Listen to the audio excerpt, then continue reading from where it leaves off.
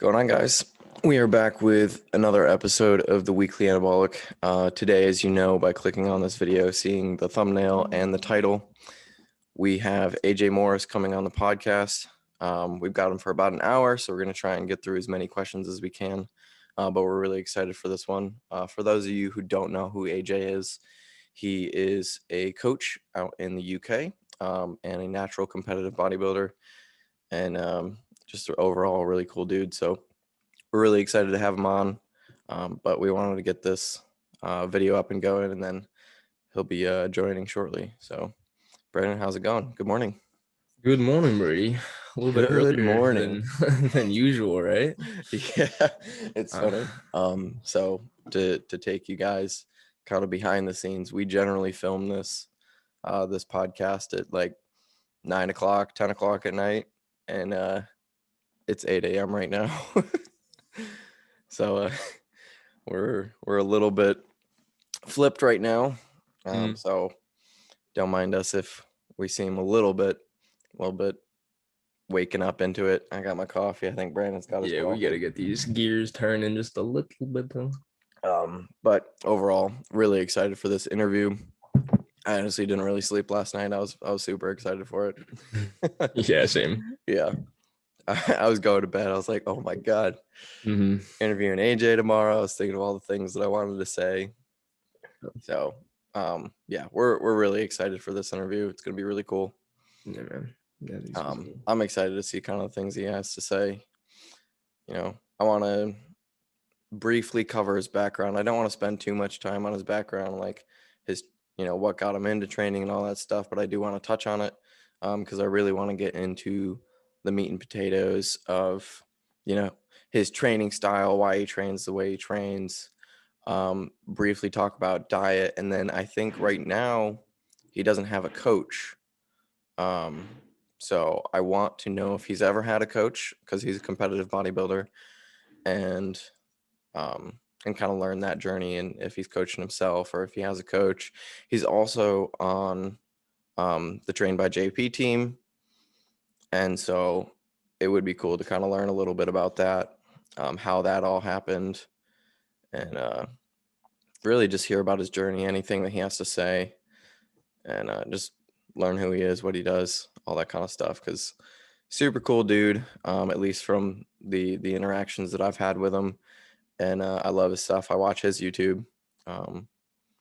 So yeah, but it's gonna be a cool interview. Definitely stick around and listen to the whole thing. Definitely gonna be worth it. Yeah. Very knowledgeable dude, very level-headed, and cool. So this should be a really dope podcast. I'm pretty excited for it too. Yeah. While we're waiting for him, you might as well take the time right now to hit that subscribe button, because we're only gonna keep coming out with more podcasts, more people, more interviews, more questions, more bullshit, more everything, right? So hit that subscribe button and definitely stay tuned with everything, because we got a lot coming. Yep. Cool. Well, Brandon, what's going on? Not too much, the people man. haven't heard from you. Not too much, man. Are you training today or? Actually, I don't know. Oh, whoa. Oh my God. So I'm supposed to train today, but Haley's not training today. That's always weird. And so it's one of those things where like our schedule lines up. And so with her day off, I'm wondering if I take the day off or not. I don't know. I have pull today, so I might just go and rock it. And then I have tomorrow off, and tomorrow I'm going up to Brockport. Tomorrow's Friday already. I know. If you're February's listening, almost over. Yeah, I know. Crazy. Flew by. That's insane. Yeah, dude. I walked out this morning. I just walked the dog, right? You know that. I'm in PJs. From the waist down. And it was perfectly fine. Like, it's not too bad.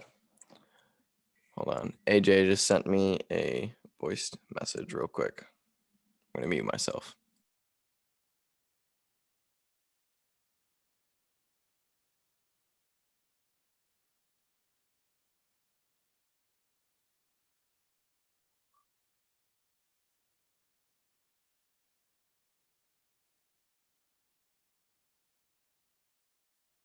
Oh, you're still muted, Brady. Oh, oops. He asked if we could start in 20 minutes.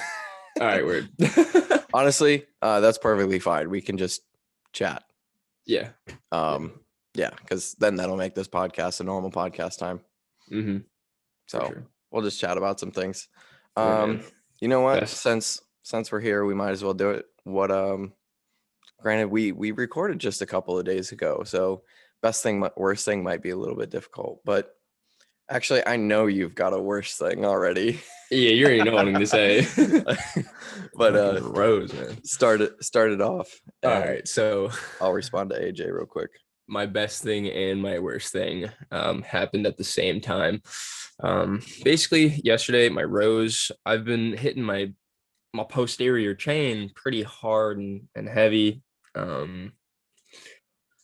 this week, and yeah, the fatigue is just kind of accumulating just a little bit. So like these 2 rest days that I have coming at me right now are definitely gonna sit nice and pretty with me. But long story short, on my rows, I was just barbell rows, I was just feeling it, Mr. Krabs. My erectors just felt like they were hanging on for dear life. And I couldn't really focus on my like actual rowing as much as just like not snapping No, at my together. L5S1. Yeah.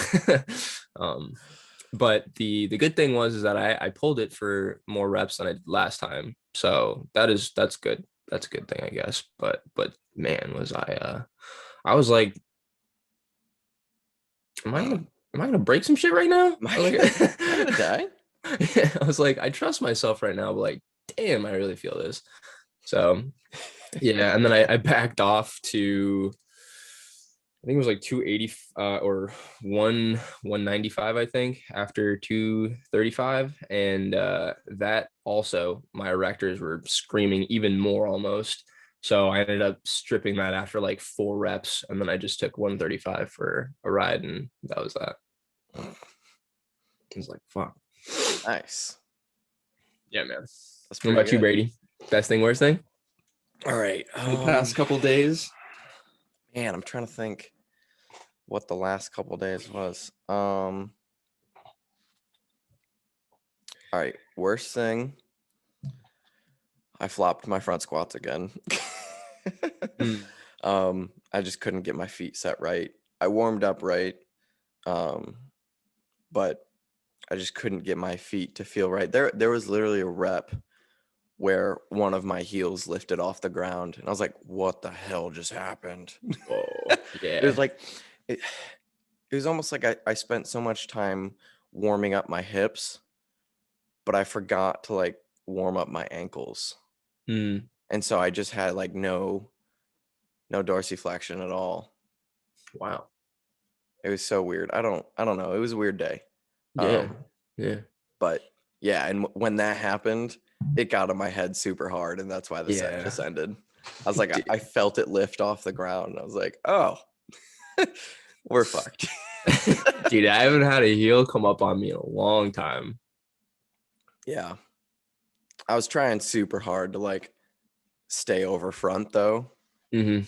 instead of fall backwards. Yeah. And having the increased hip mobility definitely added to that because I could drop in my torso so much easier in between my hips, Mm-hmm. and my ankles were not up for the job. Yeah, they were not having it. Yeah. So whatever, it still ended up being a decent leg day.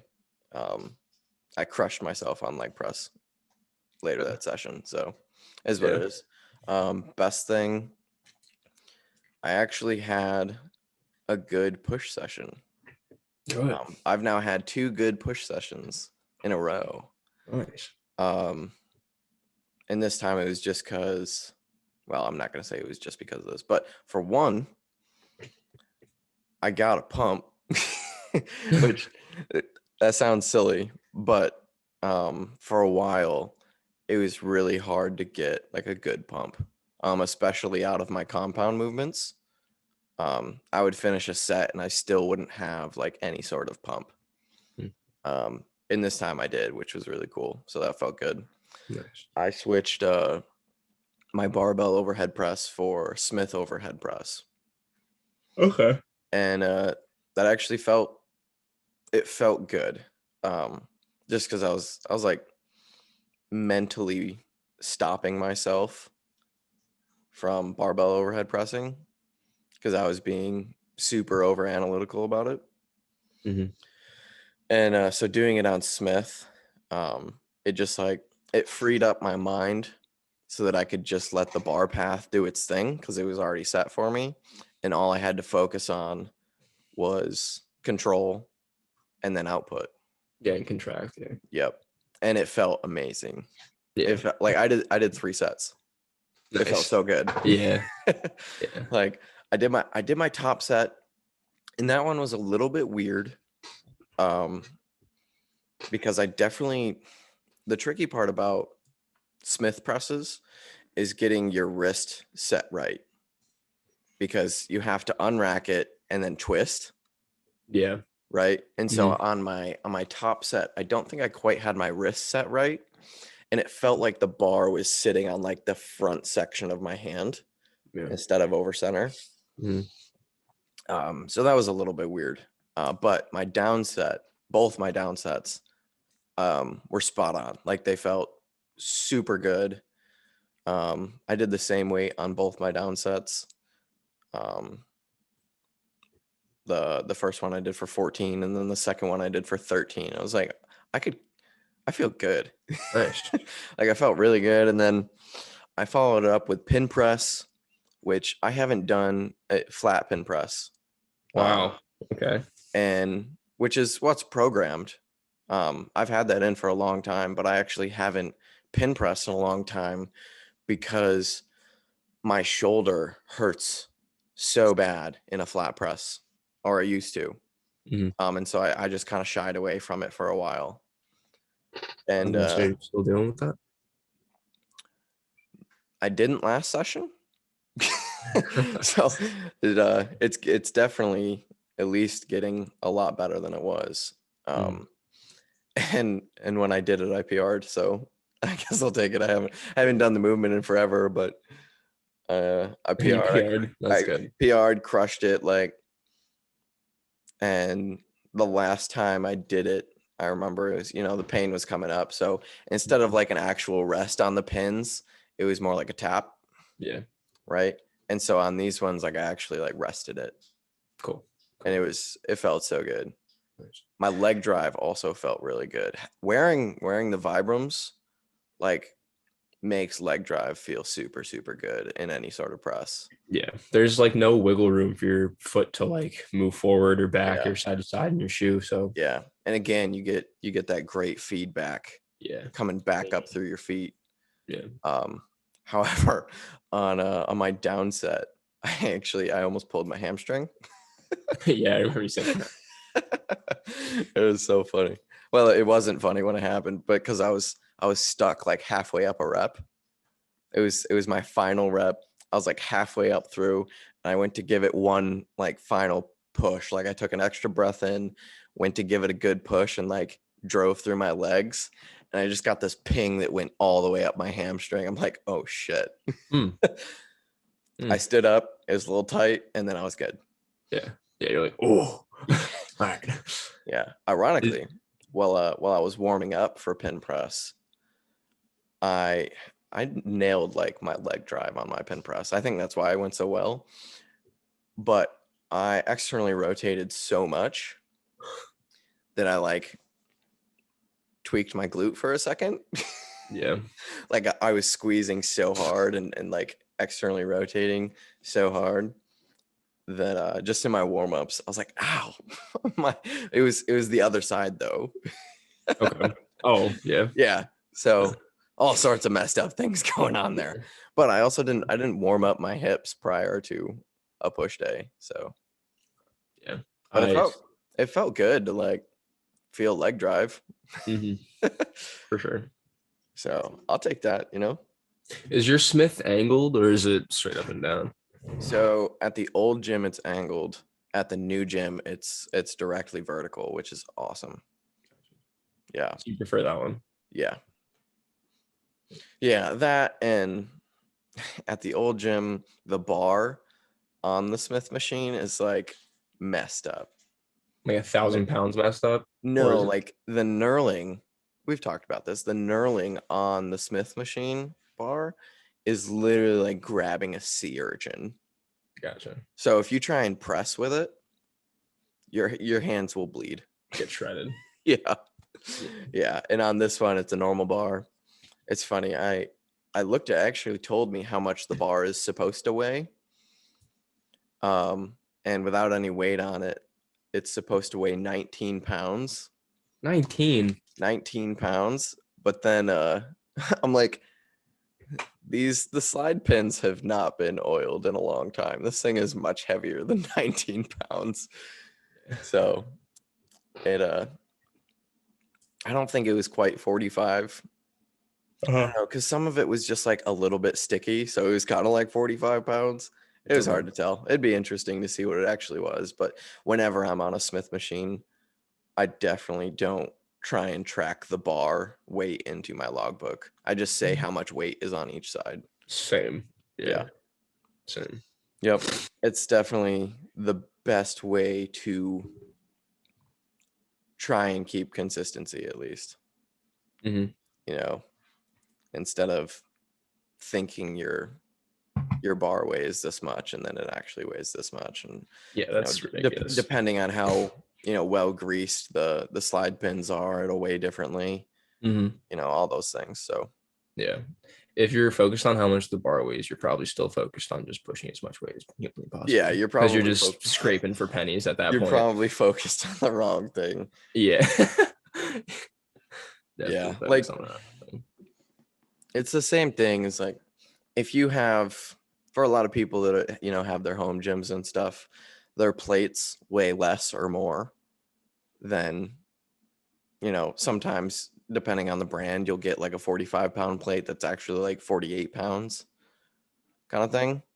And as long as they're all the same, it really doesn't matter that much, right? It's Yeah. As you're long as just it's all off, then you're good. right, exactly. If they're all consistent, then it's just a means to create a stimulus. The cat is ripping right And you're now. still able to track that. So like if you Right, guys just exactly. don't understand what we're saying, like imagine if your scale was off by about 5 pounds, right? And then every time you weighed yourself, it was off by 5 pounds. You're still consistently off 5 pounds. And even if you are gaining that, you'll still be gaining that weight on that scale, even if it is a little bit off. It's still consistently off. So you can still track that. Yeah. That was a good explanation there. Yeah, thank you. The dog is here to say hello. Ladies and gentlemen, Sax. And meat sacks. Oh my god. Look, he's looking at it. He's like, hello. I got Yo. dings everywhere right now. That was weird. We just said that and he just looked at the screen. Dude, he's smart. He's a smart pup. He knows a lot. You can see it in his eyes. Like some dogs just are like way more conscious, like in their eyes than other ones. Yeah, man. No, he's a super smart dog. Yeah. And also super needy at the worst times. I.e. right now. Right now, of course. And the cat is ripping around right now as you just she just fucking zoomed out. There she is. And so she chases the dog. Yeah, she does some funny stuff, dude. They're like, I like the way that they play. Yeah, it's so funny because he's terrified. Like earlier, she jumped out of your lap and like went like super arched back and was like looking at him, and then was just like, and then like scurried away. Yeah, that's what she does. Yeah. When she gets all zoomy, she goes after him and his tail because his tail never stops moving. Granted, neither does hers. They're actually both really similar. It's hilarious that we somehow got them both and they're exactly the same. That's pretty cool. That's cool though. But yeah, his tail doesn't really stop moving that much. So she targets it. I wonder if you'll be able to see it. You can see the tail just like wagging in the bottom corner. Yeah. Oh, but Yeah, man. Honestly, it felt so good to have like a good push session, Yeah, like a it really is. good one. I know that it doesn't really mesh well with you, so it is No. good. Yeah, man. Yeah. And then it's such a like knock on wood. Did you sneeze? Sorry. I wasn't Nope. I wasn't on the screen. I just Choked on coffee. yep. It's all right. Just choked and died. It's fine. And the dog came to make sure I was okay. Ooh, he's like, are you okay? Oh man. Oh, but actually, talking on that, there was a topic that I wanted to talk about in our last podcast that we definitely didn't talk about because we didn't talk about anything that we planned to go over in that one. I wanted to talk about bringing up lagging body parts. I thought we talked about that, no? I don't think so. Not in this last one. Whoa. Yeah. We've definitely covered it. I think before, right? I don't know. What's your approach? We'll just go over it again. Yeah, basically the approach was like if you're a beginner, like you shouldn't really be like prioritizing muscle groups until you have like all of your ducks in line first. So like are you like squatting, benching, deadlifting, rowing, overhead pressing, and pulling up, pull upping heavy, you know?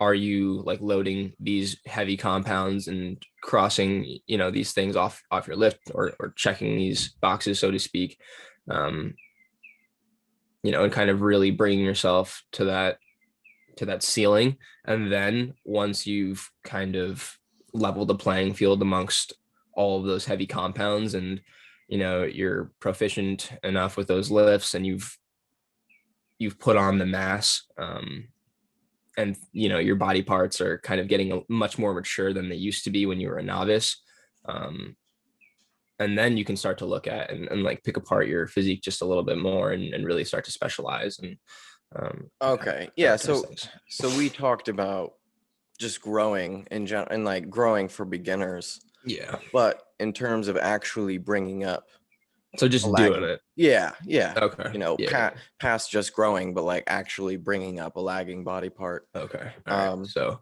could I chime in, or did you? Yeah, no, go ahead. I want to hear your approach. So in that case, I would say, if you have a Oh, lagging body part. Oh, we got AJ in. AJ's here. Hey. All right. So, um, I'm gonna let him in the room, and then maybe we'll cover that topic later. We'll double back. Yeah. All right. So I'm gonna let him in, and then we'll get the interview started. All right. There he is. Hey. Still Hey boys, connected. right? What AJ, up? how's it going, man? Yeah, very, very well. How are you? I'm Good doing stuff, very good well. stuff. Doing very well, dude. It's a pleasure to have you on. Thank you. Pleasure to chat. Sorry for the slight delay. No, it's All good, okay. dude. It's okay. All Is good. everything good at home? Yeah, it's all good. Just having some basically some electronics shit done. So some light fittings, and it has to be turned on, turned off. So it's all Right. good now. It's all done. Yep. Well, good, man. Good. Now, we only have you for about an hour-ish, so Yeah, ish. If we run over, it's not a huge concern. Like I've got the majority of my main work done for today, so it's like Okay. it's like 1 o'clock here. So I'm pretty much mostly done. But yeah, an hour would be great. okay. Awesome. Cool. Then we'll probably just get right into it. So Okay. real briefly, I just want to cover kind of what got you into training, because I know that you weren't from the very beginning, like this wasn't your thing. I knew you were into racing and F1. So kind of what brought you to training? Sure. So you covered that very well in the sense that I was involved in motorsport. So I was in motorsport from the age of 8 all the way until I was about 16 years old. And that was a massive part of my life. Like I wanted to be basically involved in motorsport in some degree, ideally in the car itself, not within a team. I wanted to be the driver if I was going to head down that route. And that was a big reason why I sort of like stopped, is because the financial implications of getting to the level that I wanted to get to was just not feasible, without massive sponsorships and backing, or being born into a family that, owned banks and things like that. So there's a fair amount of luck involved in that career choice. So I'd already been involved massively in the fitness side of the sport, because I was always an individual that wanted marginal gains. So I wanted to improve like across the board. Basically, I wanted to be the fittest person on the track I could be. Whilst other people had more time in the race seat, I spent more time in the gym. I spent more time on the things that cost less, basically. Gotcha. So the fitness element of the sport I was always heavily involved in. And whenever we did fitness tests, because I was part of like a scholarship program, we went for some fitness tests, and I always was like right at the top of the fitness test, because I just put so much more work in than the people that would just be in the carts all the time and then come home and play on their PS4 and things like that. So it was always a big part of what I wanted to do, and I loved it. So the transition was pretty simple. I stopped racing carts. I fell in love with the bodybuilding, the weight training aspect of going to the gym, so not so much the cardiovascular aspect, more so the weight training. And I was in a gym, luckily, where it was like a commercial small gym, but there was still a few really good bodybuilders in there. Like one really big dude called Nick, and he sort of saw the way that I was working, saw the level of intensity that I trained at even at a young age. This was like 16, 17 years old. And he just said, what's your goals with this? And I didn't really know at all at that point, like what the goal was, but I started to ask him questions, started to sort of gain a little bit more of an awareness as to what bodybuilding actually was, and what the element of competing was on stage. And then sort of took it from there. So that's essentially a brief idea of how the motorsport element of what I did transitioned into bodybuilding. Gotcha. Awesome. Yeah, I wouldn't have guessed that's how that one worked, to be honest. Yeah. I think it's a weird transition, because I don't think I've ever heard any other bodybuilder come from that background. I've heard, I think, Chris Tuttle, who you might know. Yep. He used to race motocross like pretty competitively when he was younger. That's the only other bodybuilder. I've listened to so many bodybuilding podcasts. Right. I might have missed a few, but that's the one of the only. I think the one similarity is that I learned in motorsport that even though I'm the only person on track and I'm the one in the race seat, there's so much more outside of that adds up to the end result, and that's not always within my control. So it's within the control of a very smart coach, because I had a coach from a young age as well. I had mechanics from a young age. I had to learn from the age of like 8 and 9 how to work with other people and how to get the best out of other people. So I was always the one trying to be the athlete, but I learned how to communicate and how to work with others to enhance me in the best way possible. And I think that's why I transitioned into coaching so well, was because I already had that element of working back and forth with a group of individuals that ultimately are trying to lift me up. Like my team are almost like a factor of me in a sense, like they work off of me and I work off of them. It's all like interflowing. So that was a really important part of the sport. And I think that's where a lot of people do come into bodybuilding from sports like that. Yeah, for sure. Or they realize that within a team element sport, so like football players, rugby players, they realize they don't like being let down by people they can't control. Right. So they choose to go down a sport which is more individual, like bodybuilding, where you can control a lot of what you do. But there are, always other things in the background that can make you a better bodybuilder. So yeah, and that's interesting. For sure. Awesome. Yeah. So you actually touched on something that I wanted to talk about later, but it's going to come up. So you had a coach in racing, but I don't think you have a coach right now in bodybuilding. Have you ever had a coach? So I had a coach once in 2015 for my first ever prep. Sorry, 2014 was my first ever prep. Yeah. That coach was pretty much the same guy I was talking to in the gym. he became a friend. I knew he coached, and I reached out to him and I just said, look, can you just help me diet for my first show? And that was born off a sort of a friendship more than a coaching sort of scenario.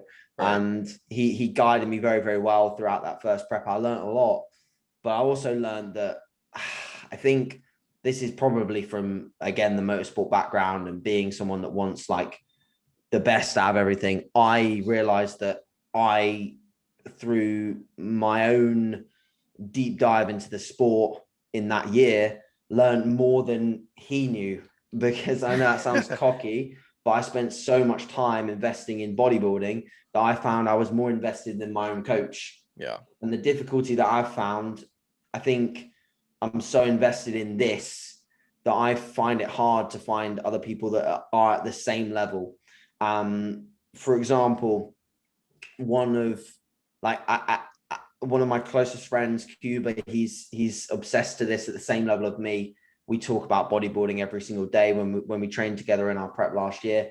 He was a big part of it. He wasn't directly my coach, but if you were to ask me whether I've had a coach since then, arguably it's been him. And I wouldn't even call it a coach. I'd more so say he's just a very strong influence on my bodybuilding processes. Gotcha. Just like Jordan Peters, trained by JP.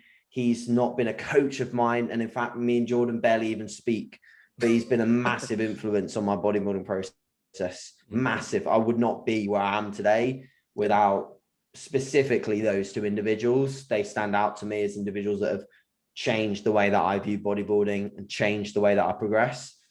But I struggle, I think, to have a set person that tells me what to do. I've always struggled with that all of my life, to be honest. I've always, and it's definitely another reason why I'm self-employed and I don't have anyone in a business way or role that's ahead of me, because I really struggle with that. So I've always set up my life to be able to be in charge of my day, be in charge of the decisions that I make, that influence, the life that I live. And obviously in a bodybuilding sense, I like to make decisions that influence the physique that I build.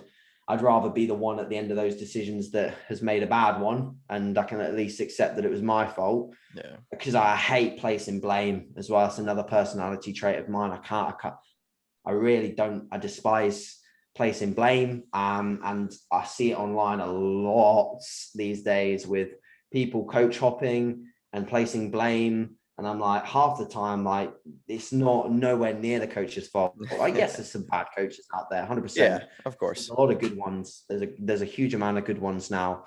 I think if I was to like go out there and try and pick a coach now, if I was the same person I was in 2015 and I knew all the coaches out there, I'd struggle to choose, because there's so many like really, really good coaches. Yeah. But yeah, so that's the long and short of it, really. I have had coaches in a way, but they've more so just been like influencing individuals on my process. Almost like a second set of eyes, right? That's absolutely it. Yeah. Gotcha. Yeah, so you started at 16. How old are you now? I'm just about to turn 25. Nice. And my girlfriend thankfully reminded me that that's making me closer to 30 than 20.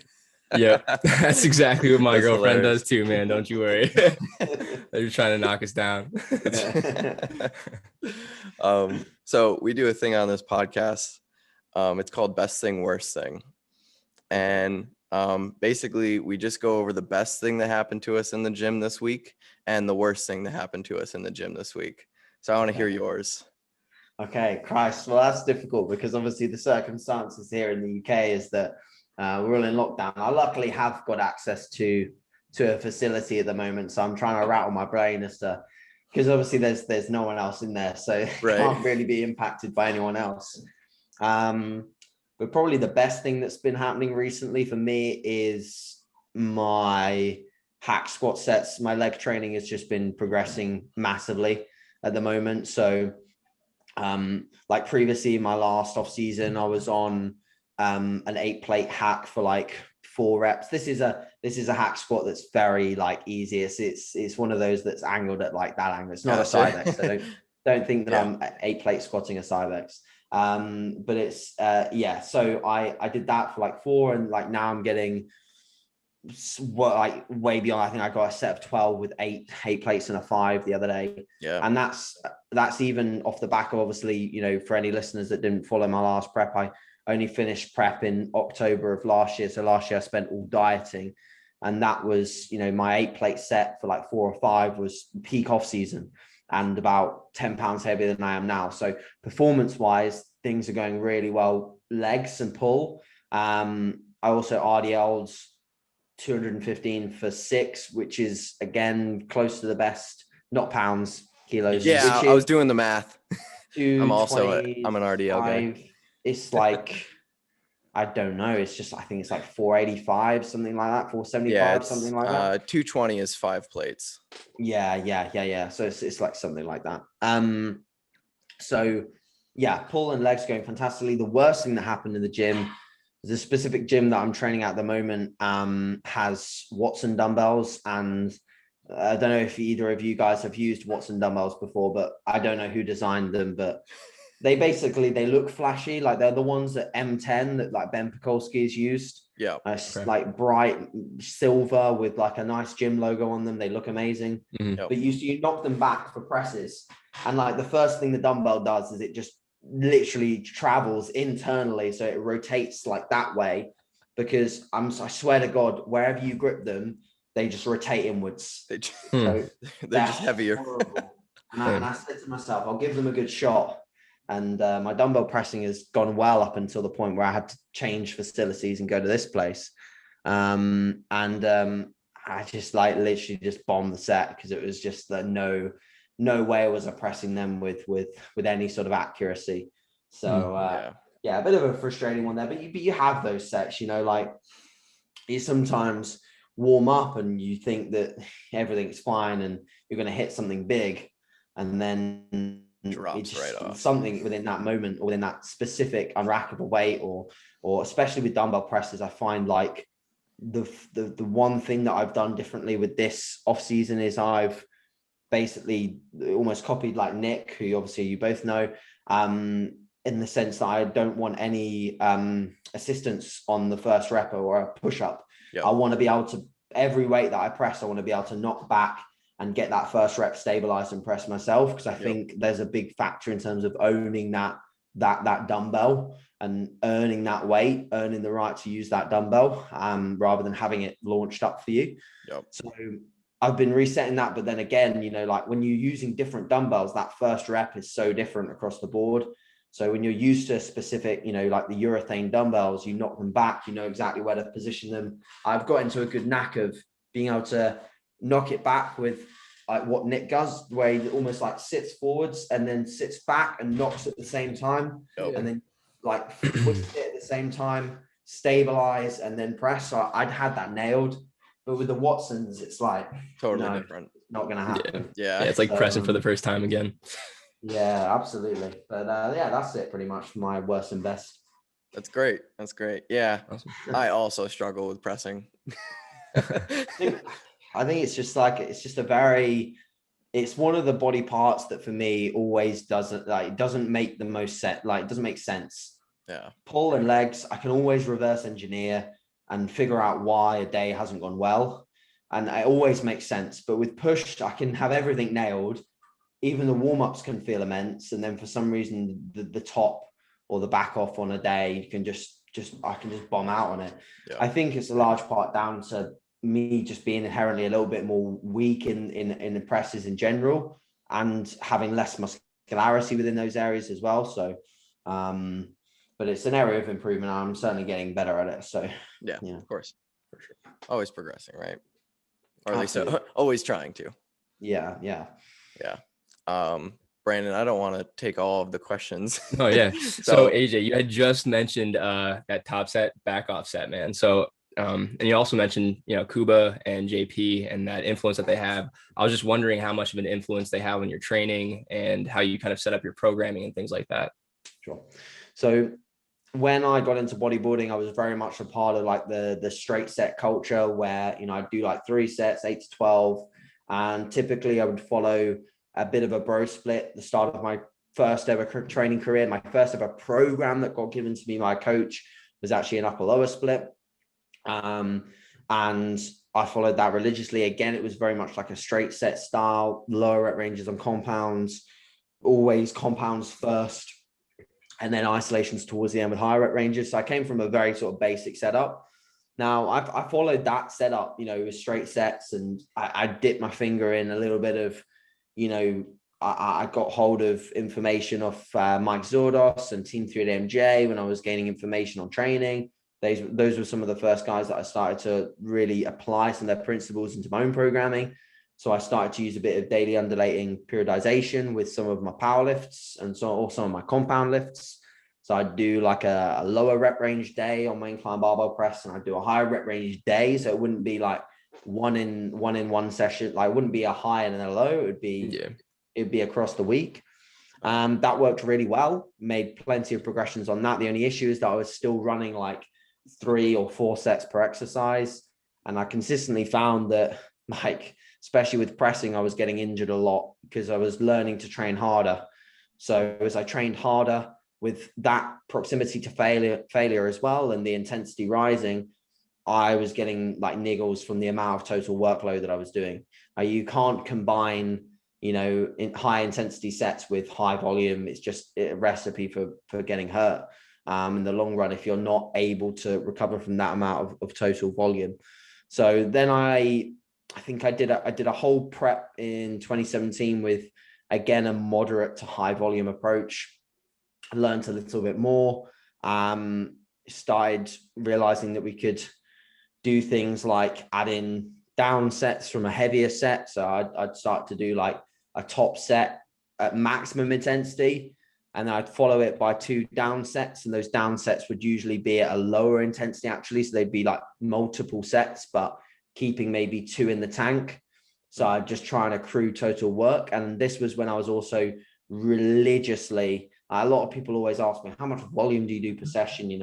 How many sets, and obviously I count sets and I'm aware of the volume there, but I don't count volume anymore. I used to be like, literally I'd work out volume in a calculator during the session and put the amount of kilograms that I moved on a squat, kilograms that I moved on a leg press. And if I didn't beat that kilogram volume bolus, I would do something to beat it. So I'd add in an extra set, for example. Or I'd make sure that I added another intensifier. Yeah. So essentially I just buried myself even more with that setup. Yep. And then right at the end of that prep, I actually had been watching JP's site for the whole diet, but I didn't change anything because I was obviously dieting down. So I didn't really want to change my training too much. I was quite attached to that approach. But then I just thought, you know what, like I need a different approach. I felt trashed all the time, daily, like sleep was poor. I'd lost a good chunk of tissue training like that as well, because I was just losing strength. The result of basically trying to chase volume, I was losing way too much strength. So mechanical tension was way down, and volume was still equated, but volume is not all equal. Like you can't just have volume to replace lost strength. It just doesn't, the body just doesn't work like that, in my opinion. You have to still stay with that mechanical tension on the bar, with that load. That's the thing that's going to really, really keep a lot of your muscle tissue, in my opinion, in a diet. And I think last year I proved that with retaining a lot of my performance. I retained the most muscle I've ever retained in a diet, definitely. So then that simply when sort of 2017, I got sort of more aligned with what Jordan does. I started to do top sets and back off sets. I basically just, I think as a overarching theme, as I got stronger and as my ability to produce accuracy and intensity rose, I dropped my volume. That's as simple as my training progression looks like. And this is why I think it's important to realize that when you start in training, if you're following people like myself and like Nick or like Jordan, etc., and you're looking at these feats of strength, you're looking at the volume we're doing, a lot of the time you might benefit from doing a little more than us in terms of total workload, just because your ability to take a set as far as we do with as much accuracy is not quite at that level yet. It takes years and years of training, and I'm still way off where I think I could be in terms of accuracy, but I'm definitely better than I was a year ago. So, I think, I look back at training clips from a year ago and think, what the hell was I doing? You know, like I'd be too. disgusted at looking at that, you know, now. But that's a big part of just continuing to level up. So I think, again, you know, as I progress over the coming year, in a year's time, if you were to talk to me again, I think my volume would be even lower than where it is now. Because I think I still have more room to bring it down if I need to.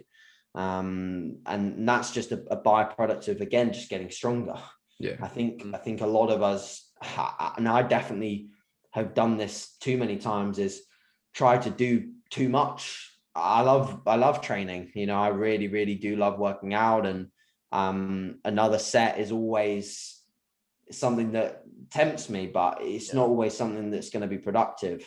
So yeah, hopefully that makes sense as sort of like what my main sort of philosophies are, but they're very much in line with doing as much volume as you can recover from, and as you get stronger and more accurate, your volume will probably drop.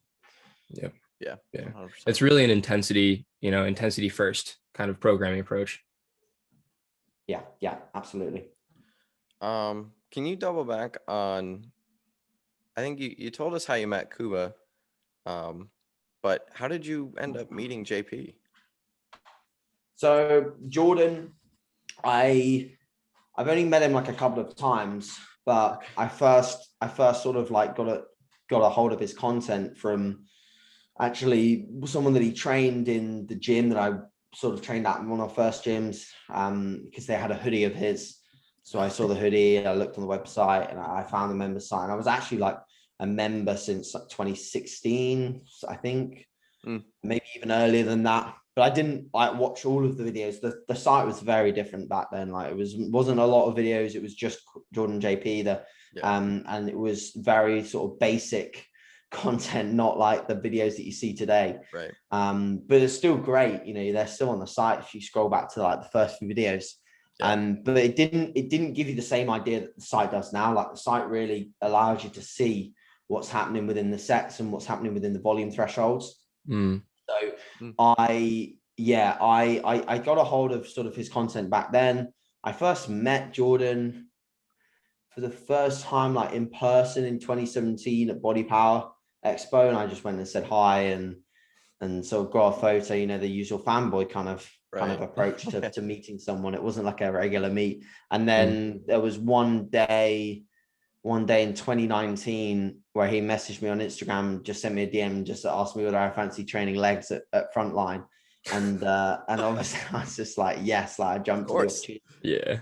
And that's the only time we trained together. But that was an immense like moment of mine to be able to train with someone that I'd looked up to for a huge amount of time. And it's something that, you know, now being in a position where I think over some younger people, I do have a degree of influence. I'm very careful with how I portray myself. And if an individual did ask for a session with me, you know, I'd think twice about what it would mean if I said no, you know what I mean? Because that meant so much to me, and it would still mean a lot to me today. So that's how I met Jordan. And then since then, obviously, I think he's followed my journey more.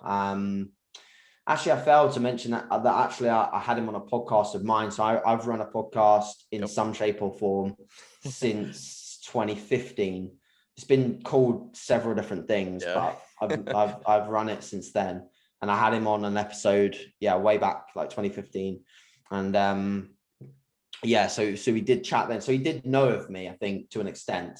Right. So he's been sort of like, you know, following a little bit of what I did over the years. And then obviously the sponsorship opportunity, the partnership or collaboration, whatever you want to call it, came about.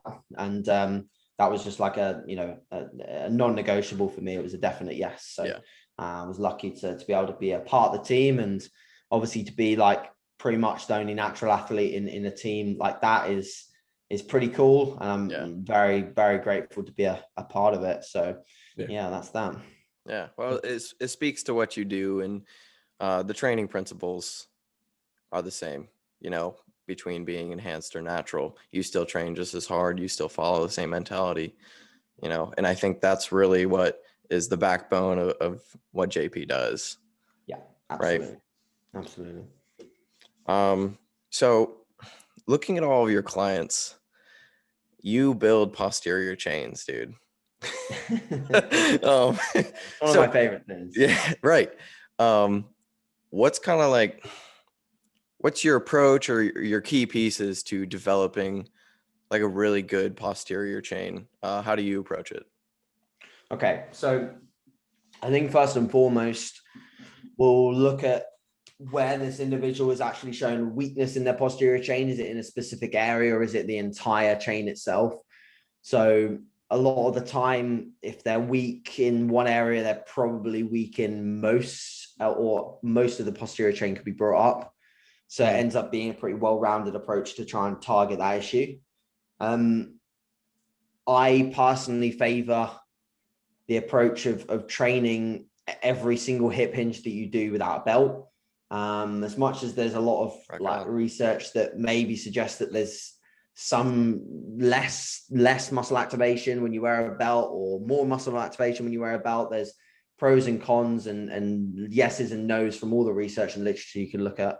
But like, you can't ignore the fact that from an anecdotal perspective, when you look at people's backs and you look at people who pull heavy consistently without a belt, they have really, really thick dominant erectors.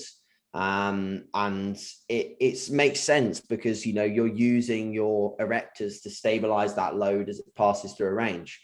So I'm a big fan of not wearing a belt on hip hinges. I think a belt has its place. I think it can be worn in squat patterns with some people if they feel like they need it, because you've got to ask yourself, what's the goal within that squat pattern? A lot of the time it is the quads.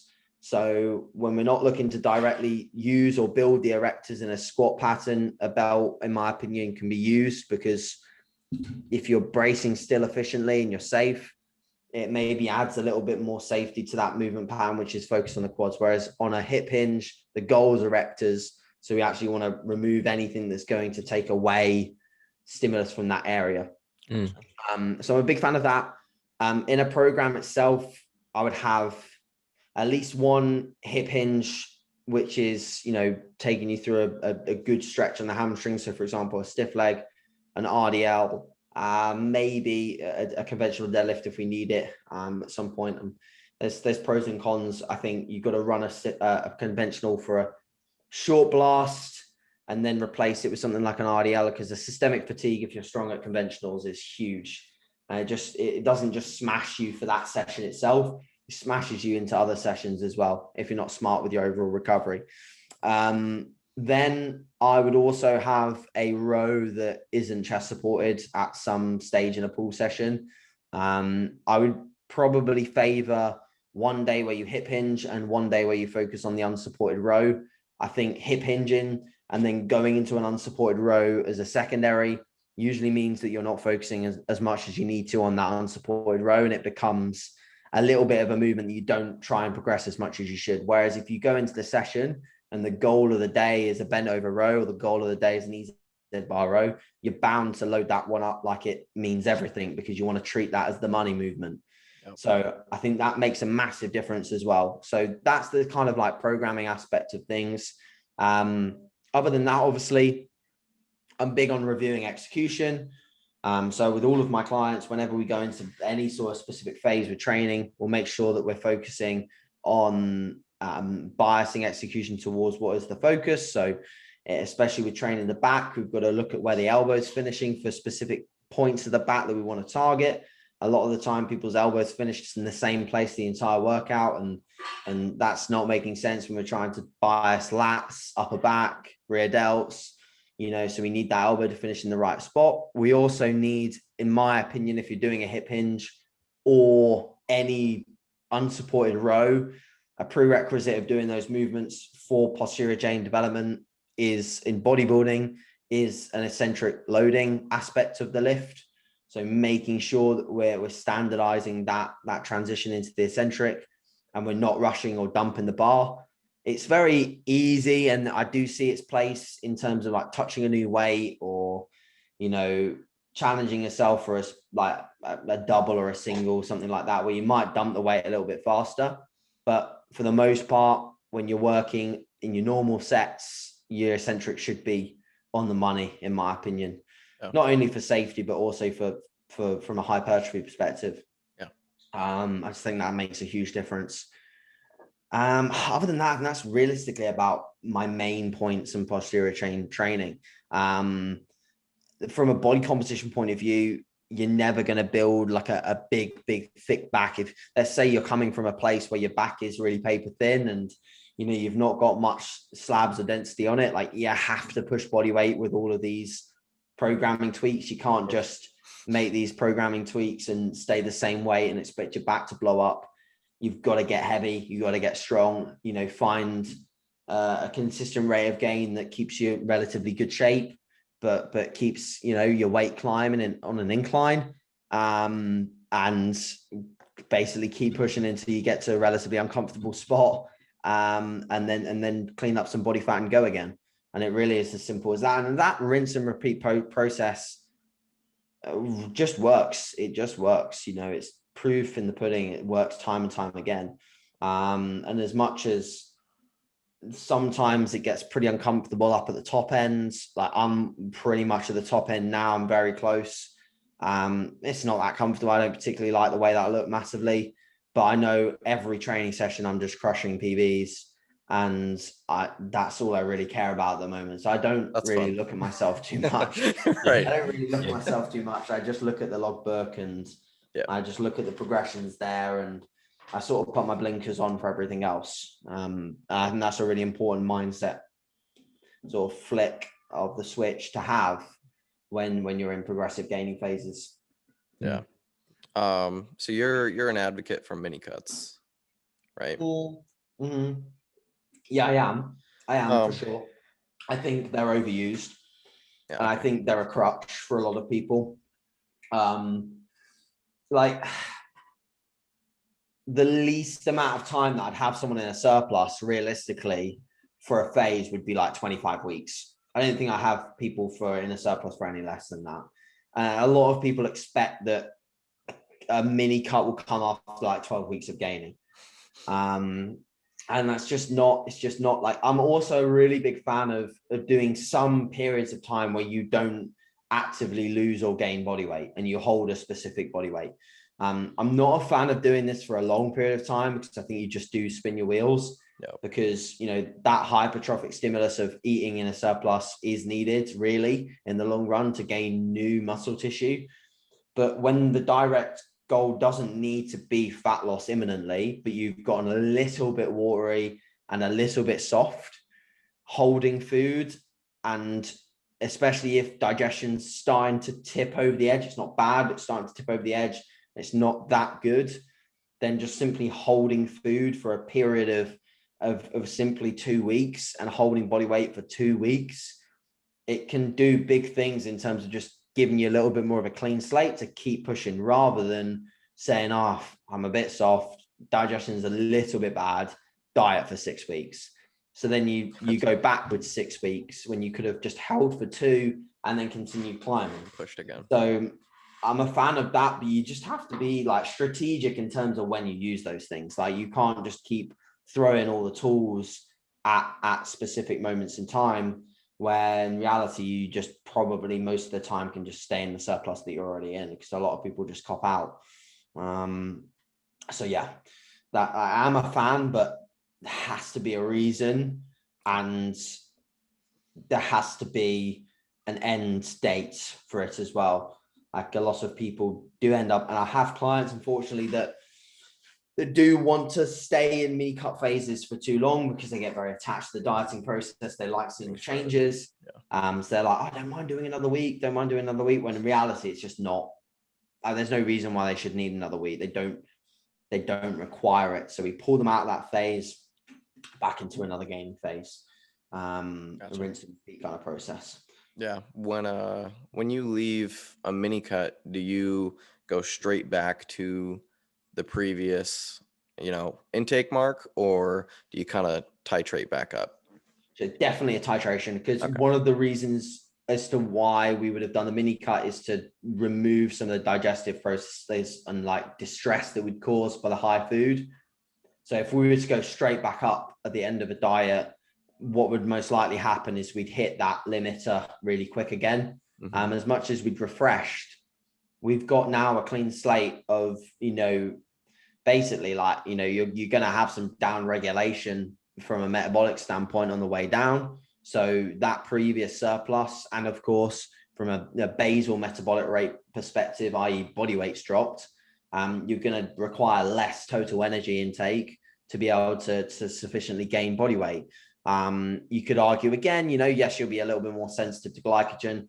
So you might be able to respond a little bit more efficiently than you would be doing at the top end of your off season. But still going into a titration of calories is definitely what I favor. And also that acts as a period of time where you can almost ride out a very small rate of gain, keep them sensitive, and just use those like first basically month of gaining to be adding food almost most weeks, because they're just so responsive. You just adding more. But by not going in at the deep end, you allow digestion to slowly catch up to where that intake is, and then they're efficiently into their gaining phase. Cool. All right, Brandon, you want to hit him with another one? Yeah, maybe we could bridge into kind of the structure of your own diet and kind of what your macros are looking like right now. And are you someone that fares better with higher carbs or higher fats, or do you just kind of rock them both? Sure. So since my competition prep, I've been on the same basic diet structure in terms of like meals per day, and food options, with some small changes when a protein source gets a bit stale. But the same meal timing, the same meal plan, just the quantities have just changed, as I've obviously required more calories. But yeah, at the moment, from a macronutrient standpoint, it's been a while since I've worked out the macros, because obviously when you're on a meal plan, you just add food and you don't really know exactly what's happening. As much as you know that the calories you're adding, you just don't know whether the carbs are added up to. But I believe with the last change that I made, it's on a training day around 600 carb, 60 fat. And bear in mind, this is total protein. It's about 280 protein. But the reason why it's such a high total is just because I make sure that every meal has enough high quality protein. And obviously with carbohydrates being at 600-ish, I'm accumulating quite a lot of trace protein with that. I think that's something that a lot of people do overlook, is that protein, whilst it makes sense for it to be a static variable, and whilst it makes sense for it to be as low as it can be to an extent in an off-season phase, because you don't want to stress out your digestive tract, and you want to arguably prioritize things that can give you the most direct sources of energy, i.e. carbohydrates. If you fail to have enough total protein intake, you won't have like enough total protein of the day. You won't have enough room to fit in your, highly bioavailable protein sources at each meal. And you end up people having meals, like, especially the flexible dieters, at the end of the day, they'll just eat, 5 bagels, and they'll have like 60 grams of protein from the bagels and 80 carb, and it'll just add up all hella odds. So I prefer to just, have a meal plan, have a set protein target. So my protein target per meal is about 30 grams, which is more than enough to efficiently spike muscle protein synthesis. And I know I'm ticking that box at every meal. I currently structure my diet, so I have 3 meals before I train. I actually spread the highest carbohydrate meal of the day is post-workout. The rest of the meals throughout the day are actually very even, because the reason why I do that is because I feel like that for me impacts my blood sugars the best. If I have a meal, like even in the post-workout window, if I have a huge meal, like I've tried the 150, 200 gram carb post-workout meals, I'm done. I can't do anything after that. I feel like I just go to sleep. I don't really do much work after I train anyway. Like my work block is very early in the morning until I train at around about 2 p.m., 1 p.m., 2 p.m. And I don't really do much after I train. And that's because I prioritize my work in that way, so that I can have time to relax in the PM, switch off and get good sleep. So for me, 3 meals before I train, most of them are just under 100 carb per meal. Then I have an intra-workout shake, which is highly branched cyclodextrin and EAAs. that stays static. Like I'm not, unless your appetite's really low, I'm not a fan of huge intra workouts. I don't think you need much more than 25 carb in your training shake. I think that's more than enough to give you any additional benefit in terms of pump, in terms of, delivering instant sort of glycogen, so to speak, without stressing out your digestive tract. I think that the days of like 100-gram carb shakes and things like that, I just don't think is necessary. Then post-workouts, 150 carb. And my main carb sources throughout the day are cream of rice at meal 1 and post-workout, meal 2, meal 3, and the second post-workout meal are all rice and rice cakes, which over here in the UK, we have like Snacker Jacks, which are like a thicker rice cake. And they're like 23, 24 carb each. So they're not like your typical 13 carb. 13. Yeah. That's exactly. crazy. There's the secret. That's how you Brandon. guys are getting massive. There's the secret. they're We'll have like to they're import like 'em. that thick, but and they're proper good as well. Like they taste good, they sit so well. It's the same. Like whenever I'm in an off season, potatoes, they're gone. For me personally, I just can't eat them. Oats, gone. It's just rice-based products. And just sticking to primarily like as little processed food as possible throughout the day. Of course, occasionally I'll have an off-plan meal and things like that. But I pretty much typically stick to that diet on a daily basis. And then my last meal is like the lowest in carbohydrates, but it still has a little bit from rice cakes in it. And a little bit of a slower digesting protein source, but it's not like a casein or anything. It's just a little bit of a slower digesting protein source.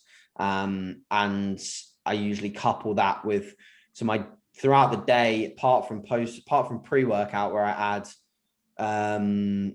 about 10 fat from dark chocolate, the rest of my meals are like literally just trace fats from the protein source. And then right at the end of the day, I put about 35 grams of fat with that last meal. That for me, from a digestive standpoint, is like the best diet setup for an off season. I literally cruise through the food throughout the day. I'm ready for my next meal. Everything seems to work well from a digestive perspective in terms of bowel movements, regularity, and in previous off seasons, I've got to the point where I start noticing a dwindling appetite and I just increase fats. And I just like say, I can't get my calories any higher with carbs. I just give up on them and I just increase fats.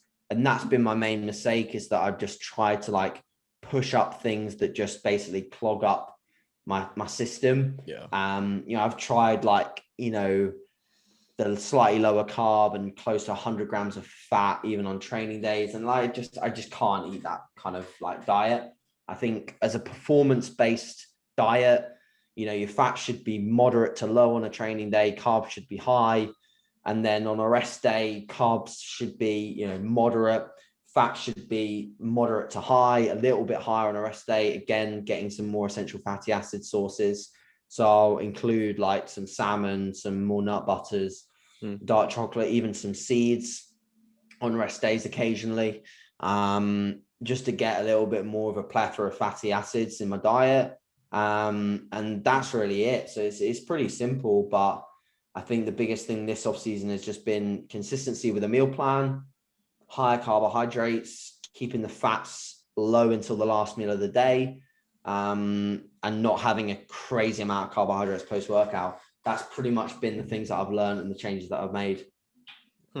So are you still meal oriented even when you go into prep, or do you start to tighten things up with calories and macros? Or do you just kind of titrate down? Yeah, I'm always aware of my macros to an extent. And in the off season, I don't know the exact numbers all the time. When I diet down, of course, like every single week, I'll know the exact numbers and I'll just drop away from those. I think one thing that I probably will do next prep is be a little bit less aware of that, to be honest, and just pull something out of the diet, because a lot of the time I do get caught up in the numbers and I just think, fucking hell, like I'm on low carbs for me. Like, what does that mean? It doesn't really mean anything. Who really cares? I certainly shouldn't care, because all that matters is, am I mobilizing fat at the rate that I need to mobilize it? And am I retaining performance? And if I'm ticking those 2 boxes, it doesn't matter whether I'm eating 100 grams of carbs or 300. Yep. So, you know, I will probably have more of a focus on just making the change that elicits the result rather than caring about the number on the end of the day of my fitness pal or whatever. Yeah. Right. Just getting into like the depths of a diet when you're on those low carbs, how are you structuring those? Are you, I mean, I assume probably mostly right around your workout to retain performance. But are you putting the greater majority of them, you know, before your workout or after your workout? Typically, my biggest meal in a prep is the post-workout meal. Doesn't. So when I diet, the lowest my calories got ever in the diet, I'd have meal 1, 0, like no carb, just like trace. Yeah.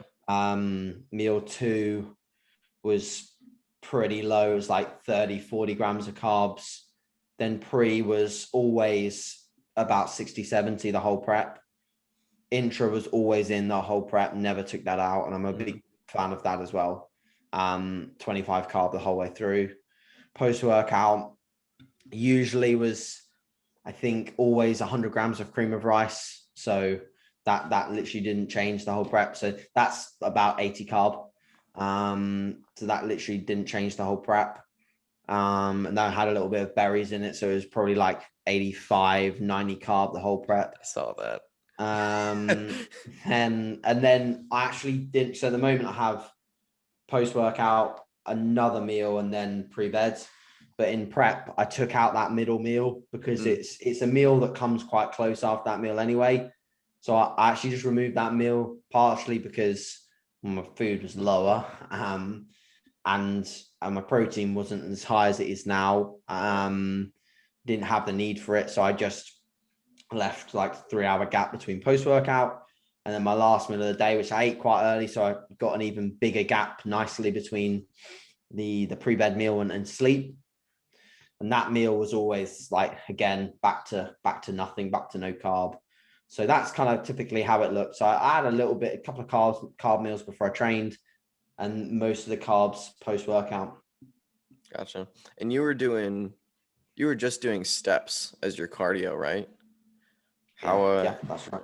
How did you feel that affected you? Have you done cardio as a regimen for prep, or have you always just done steps? Yeah, I've done lots of cardio in the past, to be fair. Of course. I felt like my legs definitely looked a lot better with just the steps. And the steps weren't too high either. So they were like, 15,000 on a rest day, 12.5 on a training day max. And that was like literally the limit that I went to. I also I just felt way better the whole prep. I just never felt that screwed up, basically. The cardio just usually, especially towards the end, just absolutely wipes you out.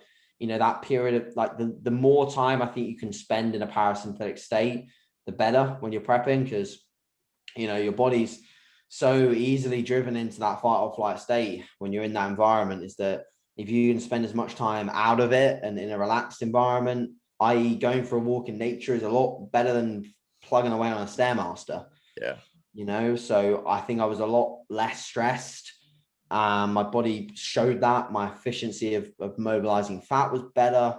And I don't think I'll ever do a prep where I slam the cardio. Like I might have to put a bit in future preps. I don't know. Maybe. But right now, my opinion is that I won't be using that as a tool if I can avoid using it. I think if anything, cardio has its place more so in an off-season phase where you're trying to maintain a higher level of cardiovascular efficiency than it does in a prep as a method of burning, calories and body fat. Yeah, definitely showed. 100%. Yeah, I also essentially only did steps in my last diet, and I think it's a smart move, to be honest. It just save it for where it matters, which is the gym. Yeah, exactly. You feel so much fresher each day. So definitely helps from just getting absolutely swamped. Yeah. So we've talked a bit about your diet and kind of your last showing. What does this year look like for you? Are you stepping on stage this year? Yeah, I think I will be on stage this year. I think I'm pretty much going to start prep in May, which will be about 20 weeks out from the finals of the UK show. And I'll also be able to keep the pro card that I got last year, because there's a 1 year competitive thing. Like, you have to compete within a year of gaining it if you want to keep it.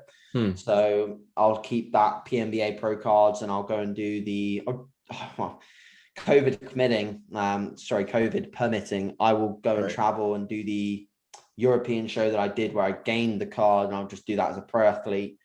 And if I do relatively okay there, and I'm improving, and if I did another show, it would be an improved package, and I can travel, I may go and do like the Natural Olympia as well, just to, another show that I would love to do. It's got a lot of sort of prestigious aspects of it in natural bodybuilding, as much as it's changed over the years, and there's people saying, oh, there's people that are on drugs doing it. That's always going to be that bullshit. But it would be nice to go and do that show. And of course, I've never been to Vegas, so if it's held in Vegas, that would be pretty cool to go and spend some time there. I think this year's in Florida. Okay, sure. Yep. That'll be sick. Well, still traveling there, I think that would probably be smart, because if it is held there, then there's probably less restrictions, because I've heard Florida's pretty clean at the moment. Yeah, they've gotten much better. Yeah, just COVID doesn't exist down in Florida. They've decided. And that's the best approach. honestly, they've been rocking that way for months now. It's hilarious, but it works for them. So yeah, that's insane, but very good. Yeah. But yeah, that's the plan. So if I do start that will be like the end of May. So I've still got like another, I think from this weekend it will be 11 weeks of improving. So it's going to come fast, but it's been a good chunk of time. I already feel like even if I was to diet now, I'd have improvements. I'm that confident. I've beaten all of my numbers besides one overhead press. I've beaten all of my off-season numbers. Definitely, I know a lot of people say this, but I'm definitely at the best body composition I've been at this specific weight. Yep. And one thing I think, again, from like not doing the cardio, having a better position in terms of like physiological health at the end of the prep, I've been able to basically get back into a growing phase really quickly, rather than like my last ever natural bodybuilding prep. I spent basically half a year trying to get myself back healthy, so I think my body's just been in a much better spot to grow and respond. And luckily, circumstances have depicted that I've had access to high quality gyms for the entirety of these lockdowns, which I know a lot of people haven't been blessed with. So I feel like rude not capitalizing on that. And I also feel like from a, not solely from a business standpoint, but it does help from a business standpoint doing the competition preps. It definitely does. And I've only got, a limited time of doing this before my physique won't look better year to year. So if I have a good year and I know I've improved, I feel like, and I feel ready to prep, and I want to prep, like I really, really want to do it, then I think I'll just go, just do it. Because I believe that as a natural athlete, I think the idea of you absolutely having to take massive off seasons needs to be blunted out a little bit. I think people need to be shown that if you put all your eggs in one basket, which I really have over the last 5 months, 6 months, well, and even in my prep longer, you can come out the other end with improvements that a lot of people will look at and say that's not natural, kind of thing, if you really, really, really, really put everything into it. So yeah, I think that's something that I kind of want to prove to an extent. Whether or not I do it or not, we'll see. Do you at this point, are you shooting for like a body weight increase on stage, or are you just at this point going for a different look? Do you have like a body weight goal? Yeah, it would be cool to be heavier on stage, because that would almost determine that I've definitely gained some new muscle. Yeah. I'd like to see myself at a similar stage weight, but in noticeably improved conditioning. The one body part that I didn't quite manage to get all the way in, and I do genuinely think this is my theory, I think the time that I spent off season, 2 years, the amount of time that body fat was settled and was there was too long. I think like the longer body fat lives in an area, the harder that area is to get all the way down. And I recall this in 2014 to 2015, so I competed in 2014 and 2015. My 2015 prep, the body parts that I really struggled with in 2014 to get lean, got lean way easier. And that's just because I do believe that they spent less time with that body fat sitting there, that body fat being held. Even on the way up now, my glutes have stayed way leaner than they ever have at this specific body weight. But I think if I was to spend the rest of the year in a surplus, they would go back to the way that they looked at the end of my last off season, which was very soft. That's just a theory. It's a very bro sciencey theory, but it's just a theory nevertheless, because there's a lot of things that we can't prove right now, and we've just got to take sort of hazard a guess at some of these things. So yeah, I'd like to see my glutes and hamstrings a little bit leaner. I think my hamstrings are going to be bigger because they look visually bigger in photos. And I've gotten to the point where I'm not just strong at seated leg curl, because I was like really strong at seated leg curls and I could do the stack on like pretty much most machines, but I could never ever stack a lying leg curl, and I could never stack a standing. And now I'm pretty much at most of the pin loaded stacks on standing and close to the stack on lyings as well. So I've gotten a lot stronger at all variations of hamstring movements, and that's, I think, showing in the look, the thickness of the hamstrings this specific off season. So if I have more development there, it should be easier to get leaner. But I mean, I say I'd like to be the same weight, stage weight. I'd like to be 5 pounds heavier and in better condition. Of course, whether that's realistic or not, I'm not sure. I'm sure I'll get a greater picture of that on the way down. Yeah, I think, capitalize on the good off seasons. This one's been a really, really good one. So we'll see. Obviously, we've got time left to decide, but I'm pretty certain that if things continue going the way they will, or they are, I will get back on stage, which is exciting. Yeah, that'll be cool. I'm excited to see it, Thank you, man. Just because I think you'll probably start this one in a better position than you started the last one. Oh yeah. Which is going to be huge. I think that's going to also, hi dog. He's a bit needy. But yeah, I think just your starting point alone is going to make the process even smoother than your last one. And I thought your last one went really, really well. Yeah, thank you. Appreciate that. I think it definitely could have had a lot of less bumps than the rounds. Like, it was a bit hectic. Behind the scenes, it was definitely not a straightforward prep in terms of the emotional stresses. Had a lot of different life circumstances going on. I think this time would be just a lot smoother running. I mean, there was about a 6-week block where I was not living in my own house. I was living out someone else's house. Yes, like it was just a very weird period of time. I always had gym access. I always had, great support network. The last portion of the prep was phenomenal in terms of routine, but there was a point at and I've looked at photos. So there was a point at between 20 weeks out and 14 weeks out where I had that 6 weeks out of my own living space. Emotional stress incredibly high. My sleep was dreadful, honestly about 3-4 hours a night for most of that period of time. And I looked at the pictures and I lost a good chunk of visual pop and fullness that I had at that. Obviously you're going to lose some as you diet down, but of course. Too much. It was it was very visible. And I still look good enough to continue. And I really wanted to finish what I started. But I even remember at the time, looking at the photos and just thinking, fucking hell, this sleep really isn't doing me any good, funnily enough.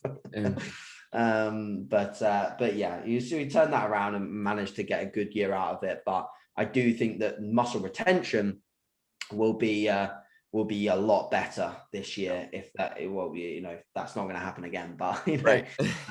that's certainly something that I think will be an improved look. Awesome. Yeah, that's great. All right, so there's one last. I know we're getting close to that hour mark. One more's good. All right, so you've gone through a couple different training partners.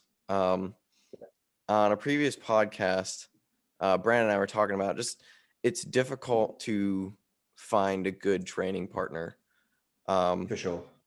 When you take on a training partner or you start training with somebody, what are you looking for? Like, basically, how do you set that up so that, you know, you're also getting the most out of training with somebody? Yeah. For me, it's just a like-minded vision, you know, as long as they have a like-minded vision and they're able to like almost not get too emotionally attached to their training where all the toys go out the pram if something goes wrong, because if that happens, then I get frustrated and then the session takes a hit. Yeah. So I think, you know, it comes down to ultimately, you know, someone who has the same sort of drive as me, someone who has a similar, obviously, aspect and philosophy on training. At the moment, obviously, I train with my girlfriend and she's very, very like-minded. And the one thing that I am basically helping her with is the ability to detach herself from some of the sort of the emotional attachment of lifts. Which she's nailed, to be honest. She's done a lot better job with it. Like usually it would be one set would go really, really poorly and she'd get very annoyed at it. And she'd let that sometimes affect the rest of the session within the mindset aspect of things. But since like using some sort of cues and just basically just telling her up front, like, look, come on, you know, this set doesn't define the session. Right. Which, you know, she's younger than me. So, you know, when I was that age, I definitely struggled with that aspect of things. So it's definitely something very, very common. I think we all do, you know, and I even throw my toys out the pram sometimes myself. I think we all fucking do that. Yeah. But yeah, now she's able to get a grip on that and she just like mentally can lock into sessions. And I think even, you know, seeing some of the things that she does at like 60 kilos, I'm like, I need to like up my game because she's getting very, very strong at a lot of patterns. And that is very, very motivating. You know, it's equally as motivating as watching Cuba do 4 more plates than me. It's motivating seeing Loz only like 4 plates behind me, you know, like the same sort of gap, you know, it's pretty crazy. So, you know, I like that aspect. And of course, like I care a lot about her goals as well. And when I was training with Cuba, I cared a massive amount about his goals. I think you have to have like a mutual care. And I know that she cares about mine equally. And I knew Cuba cared about mine. So it's care, it's attention to detail. It's a combination of 2 minds working together. I think that's really what makes a great training partner. Yeah. Yep. That's kind of where we were sitting on that too.